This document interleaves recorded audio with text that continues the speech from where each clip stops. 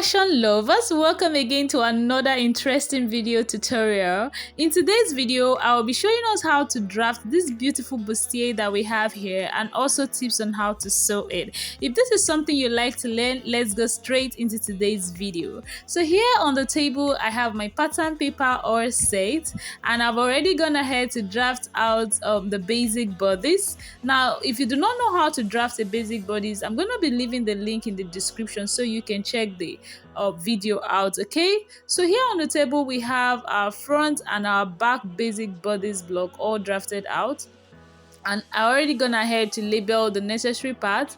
I have the neckline, I have the shoulder to chest line, I have the shoulder to bust point, I have the shoulder to under bust line, and I also have the front waistline. And the back also, I have the shoulder to chest line and at the same time shoulder to waistline.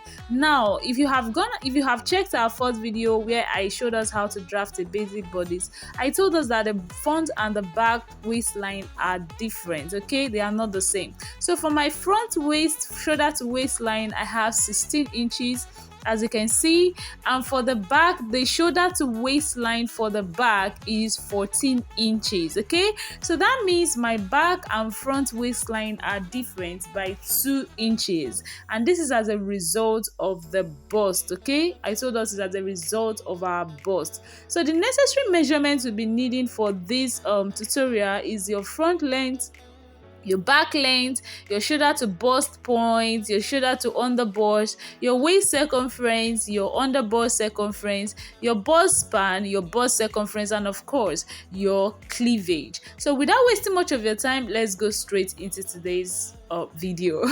So here the back and the front waistline are different by 2 inches, and of course we are not throwing the 2 inches away. So what we'll do is to impute that 2 inches as our side dart. So you are going to come down from your bust point by whatever difference you've gotten from yours. Mine is 2 inches, so I'll just measure 2 inches from my bust point like so all the way to that point, and that is the 2 inches, and then I'm going to connect that straight to my bust point. So if yours is 3 inches, go ahead and put down the 3 inches and then connect to your bust point like so. Now, after we have done that, of course, I want to make this more visible or bolder for us to see. So I'll go ahead with my marker pen and just make that lines bolder. Now, the reason why I use pencil most times is so that if I make a mistake, it will be very easy for me to erase that with my eraser. Now we have done that, the next thing we want to do, of course, is to measure our shoulder line. Now you're going to go ahead and measure what you have from your shoulder tip to your neckline like so, and then you're going to divide that into 2. Okay, measure whatever you have on that point, divide it into 2, and connect a straight line from that point to your bust point. Connect a straight line from that point to your bust point. Now, because this is a bustier with yoke, okay, I'm only going to be adding yoke to my front part. I'm not going to be adding yoke to the back part. So most of the things we'll be doing is actually on the front part, but I will be explaining what to do if you actually want to, add yoke to your bust part, to your back part rather. Now, after you have done that, this is a 3 by 3 inches. Okay, it is a basic neckline, 3 by 3 inches neck width and neck depth. Now what I want to do is to impute my cleavage measurement. I already showed us how to take the cleavage measurement. So the cleavage measurement I'm working with in this video is 4 inches. So I'm just going to place the 4 inches from that point to where I marked as such. So, and then I'll connect that with a straight line to my armhole line. Now, this part I marked is now the new chest line. Remember, we have the first chest line, but this part is now your new chest line. Okay, I'll go ahead and label that so we can understand. So this is the new chest line we will be working with. Okay, good. Now the next thing you want to do, of course, is to bring that same line to your back point, okay, to the back pattern. Now we are going to measure from your shoulder line to that point. I have 7 inches. Just transfer what you have there to your back part, okay? Transfer what you have there to your back line. Now this is for those that want to add yoke to the back pattern. Like I said before, I do not want to add yoke, but I'm just doing this so you can understand, okay? So add that and then label it as a new chest line for the back. Now, if you notice at the back side, I also have a straight line coming from the shoulder line to the chest line. Just the same way we did for the front, go ahead and do that for the back. Now, the next thing we want to do on the front part is to tighten the over bust. Yes. Now, this is called the over bust tightening, and we do this so as to avoid gaping. So in order to do your over bust tightening, you can do half inch, you can do 0.75, depending on how big the bust is. But here I am making use of 0.75 inches on both sides of that line. What I will do next is to connect that 0.75 inch to my bust point using a slightly curved line.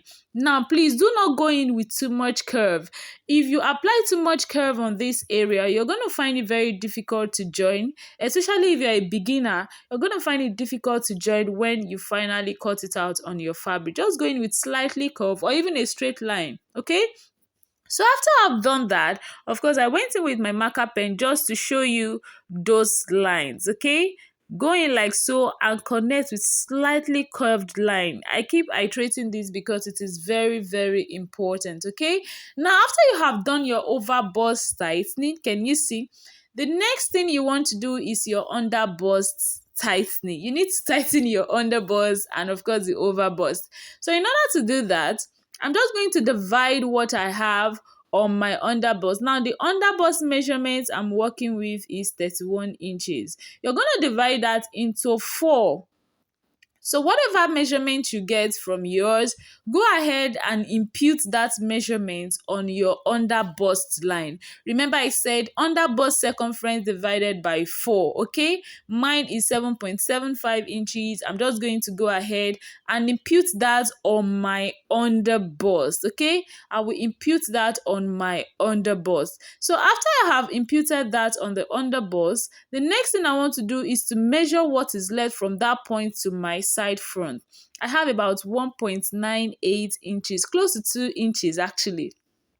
It's almost 2 inches. So what I would do is to divide that, because that's the dart to be taken out from that point. I'm just going to impute the dart, but I'm not going to be sharing that dart equally, okay? I will not be sharing it equally. Remember, we have this side facing the side front, which is a bit bigger, and we have this other part that is around the center front, which is a bit smaller. So what I would do is just to impute the smaller parts of that dart that we got. So I'm going to be adding or removing 0.5 inch from that part. Now I have 3.5 inches as my dart leg. Can you see? Which makes that part a bit small. But if it is like 4 inches or 4.5, I'm just going to be sharing the dart equally. So here I will just impute half inch from the first dart line, okay? From the first dart leg rather, I will impute half inch on that part. Then I will place the half inch on the second dart leg. Just look at what I'm doing. I'll place the half inch on the second dart leg and impute the remaining measurements left in order to complete what we have on that part of the underbust. I don't know if you get this, but this is a very simple thing. Just go ahead and mark those lines like so. What we are actually doing is that we are not sharing the dart equally. If we share it equally, this other part will look too small, okay? So I'm just imputing half inch on one side and the remaining part on the other side. Now look at what I'm doing. Look at how I'm placing my curve. I'm going to connect that line like so to that half inch I marked on my underbust with this curve, okay? Making sure that the line touches the first over bust tightening and also the under bust dart that we have there, okay? I will also place my curve like so. Can you see? And then connect with the curve. Now look at the way I'm placing my curve. This is very important because you need to get that busty look around that area. You know, the shape that busts have, so that your bust can have a place to sit in rather. So Place your curve like so, making sure that this line touches the first over bust line and then transitions smoothly down to the over bust line that we have there. Okay, just watch what I'm doing. Just connect it like so to the under bust line like so, guys. You need to be sure that you get this properly, because this is where the magic happens. Okay, so you see why I said I love to use pencil. So I love to use pencil for before going in with my marker pen. So I'm just going to go in with my marker pen just to show you what we've done so far. Can you see? Make sure those lines transition smoothly around the bust area. Cool. Now, after you have done this is called the under bust tightening. Now, look at the bust point. It is very smooth. It is not sharp. Yes, it is not sharp at all. There is a smooth transition around that part. Okay, so the next thing we want to do, of course, is to connect that line like so to your waistline. Connect that point like so to your waistline, just the same way I'm doing in the video. This is basically all for the front part. Every other thing is just for those that want to add a yoke to their front and back. So now if you want to add a yoke to your back, from that chest line, just measure 0.25 inch that leg and connect to the lower that line. Okay, now for the front, like I said, we are concentrating on the front. To draft our yoke, we need to close our bust dart.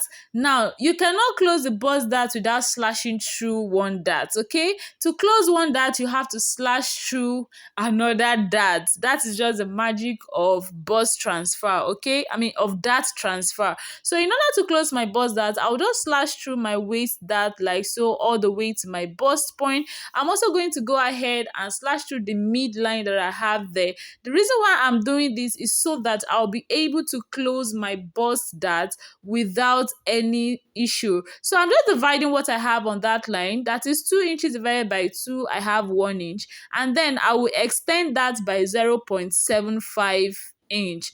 Now, the reason why I'm extending this is so that by the time I close the bust dart, I will not have issue. And this is one of the reasons why I always say we should add 2 or 3 inches to our pattern before drafting. Okay, so now I'm going to close the bust dart. Just pick up your bust, pick up the lines like so.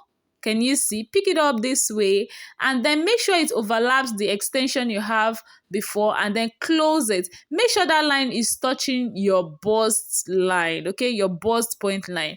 Then go ahead and tape that down. You have successfully transferred your bust dart to your waist dart. As you can see, the waist area has already opened up for us. Okay, good. Now, by the time you close, you're going to notice something around this area. It's not going to be matching up. Do not fret it. Don't get scared. It's nothing, okay? Remember, you have not added seam allowance to this pattern, okay? So what you will need to do is just go ahead with your curved ruler like so, and then connect that line. It doesn't add anything, it doesn't change anything, your pattern is still intact. Okay, so now we have already matched those lines together. Now that we have done that, the next thing we want to do, of course, is to close our over bust dart. Now you need to close this dart in order to plot your yoke. If you plot your yoke without closing this part, it's gonna look funny. Like, I mean, really funny. So you're going to close that dart. Okay, remember we have 0.75 on both sides of the dart line. Okay, so in order to close it, you need to close this line so that you'll be able to plot your yoke without any issue. So now on my chest line, I'm just going to go down by like 0.75. You can do 0.5 or 0.75. Please do not make this too deep, okay? But it actually depends on what you're trying to make. So here I just marked 0.75, and then I'm just going to connect that line to my new armhole line. Like I said, you need to close this dart before you plot your yoke. It is very, very important. So I discovered that that part was just giving me a bit of an issue. I went ahead to cut it out, and now I want to close that dart, making sure that the first dart line is touching the second dart line. Now, can you see what we have here? The chest line are no longer matching up. Actually, that is because we actually took off a dart from that part. Okay, so now in order to plot your yoke, you could make your yoke start from the first chest line, that is the first armhole line we have there, that is from the second chest line we plotted. You can make your yoke come from that point. It's fine, okay? If that is what you want, it's fine. You could also make it come from the second chest line, that is the initial chest line we have, which is the main armhole line. It's also fine. It's also fine, okay? So in case you're making yours, if you want your yoke to come from this first chest line, the first thing you need to do is to connect the first dart leg now to the neck depth you measured before. So I'm going in with a slightly sweetheart neckline. So I'm just going to connect that to the first dart leg. Now the reason why I'm connecting this is so that by the time I close this dart, I will know where my yoke will pass through. So I'm just going in with a pencil to form my yoke line. Can you see? Please guys, make sure you use a pencil first. If you're satisfied with what you have, then you can you can later go in with your marker pen just to see what you're doing. So now that I'm satisfied, I just went in with my curved ruler to, make those lines bolder for us to see. So guys, we are done plotting that line. The next thing you want to do is to go in with your tracing wheel. Guys, you need a tracing wheel in order to transfer that. So you're just going to mark that point, because by the time you open up this pattern, you're going to discover that those lines are not even matching up any longer. Okay. I always get shocked by the time I open up and I just discover that they don't match up. Now, this is what we're talking about. Can you see? They are no longer matching up, but thank God for the tracing wheel we use. We know exactly where to mark. Now, as you can see, that line is no longer matching up to the point where we marked before. All you need to do is just go ahead and, blend that in with your pencil. Blend it in with your pencil. Do the same thing for the other part of the dart leg, like so. Okay, now if you're satisfied with that, go in with your marker pen and also blend it in. This is what we call blending. Okay, blend it in. It doesn't affect anything. Now if you didn't close that part and you just trace out your yoke or just connect your yoke, you're going to find it funny because it will not even match up. Okay, so now after I have done that, I'll go in with my marker pen and then connect the dart we transferred using the tracing wheel. It's going to be very visible on your pattern. Okay, so just connect those lines together like so, and now we have our yoke perfectly drafted. Okay, as you can see, they are now matching up. They are perfectly drafted. This is perfectly drafted. Then go ahead and label that part as your yoke so that you don't mix it up by the time you are transferring to fabric. Now guys, another thing I love to do, although it is actually optional, it is optional. In fact, sometimes I don't even do it. But in case you're new here, so you just go ahead and just add about 1 inch or 1.5 inch allowance to that part. Now this is so that by the time you start joining your yoke, you will not have shortage. But since you have a well drafted pattern, I don't think this will be necessary.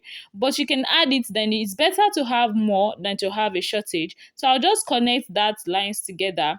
The next thing I also want to do is to go ahead and extend my neckline, my neck width and neck depth for my yoke. I want to extend. I want it to be a bit bigger. I just went ahead and marked 1 inch on that part and 1 inch for the neck depth.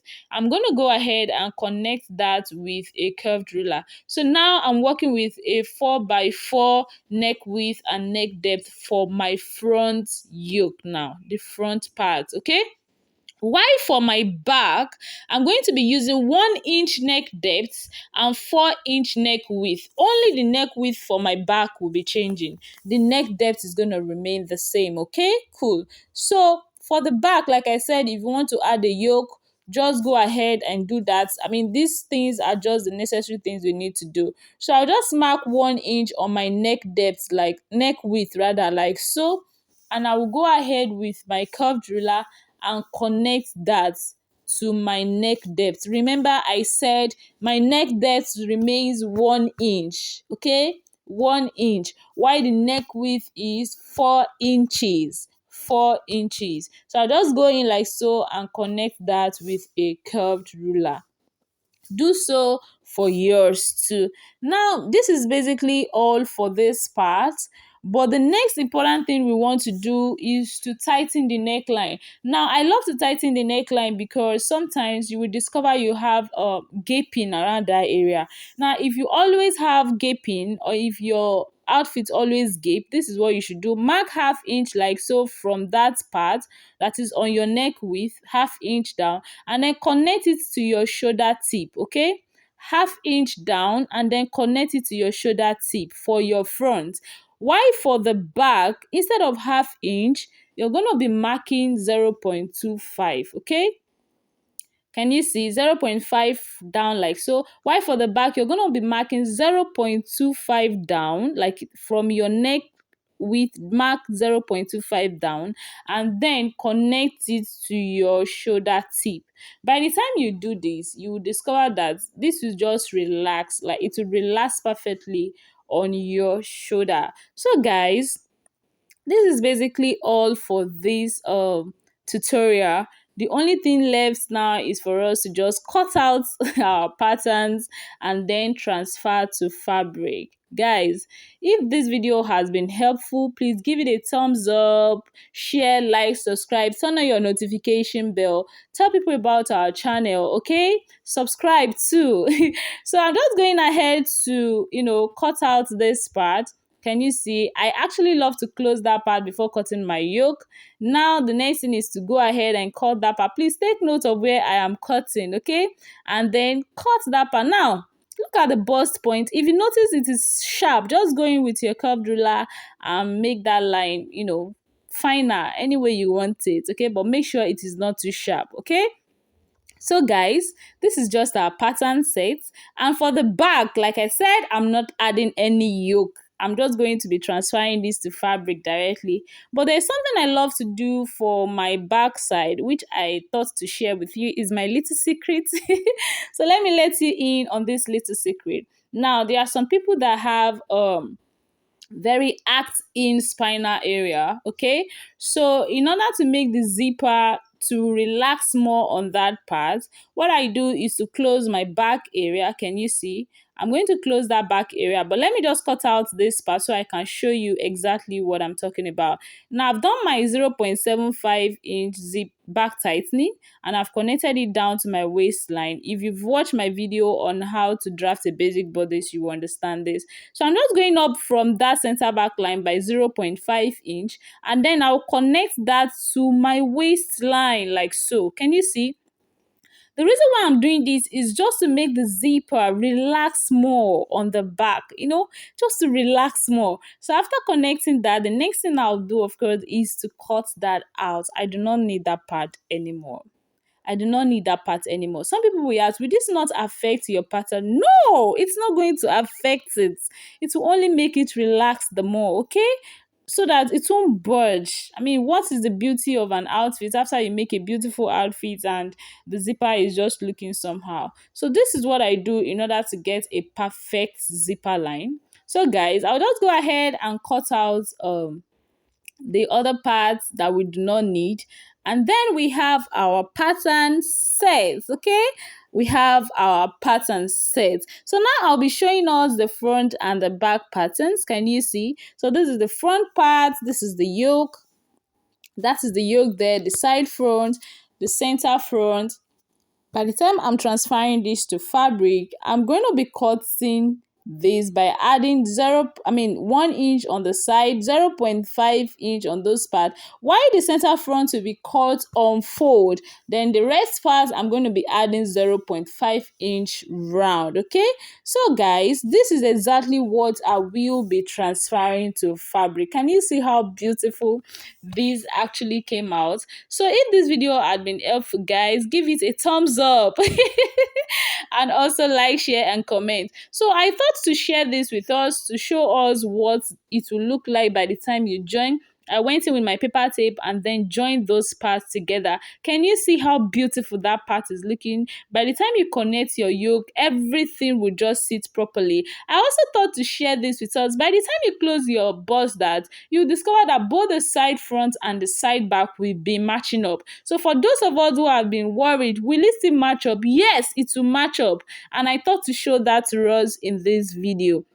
So guys, that is just all you need to draft a beautiful bustier. So I know and I feel and I think that you will start drafting beautiful bustiers henceforth. Okay, so I have already transferred this to fabric. As you can see, I added half inch allowance to that part where I will be joining to the bust area.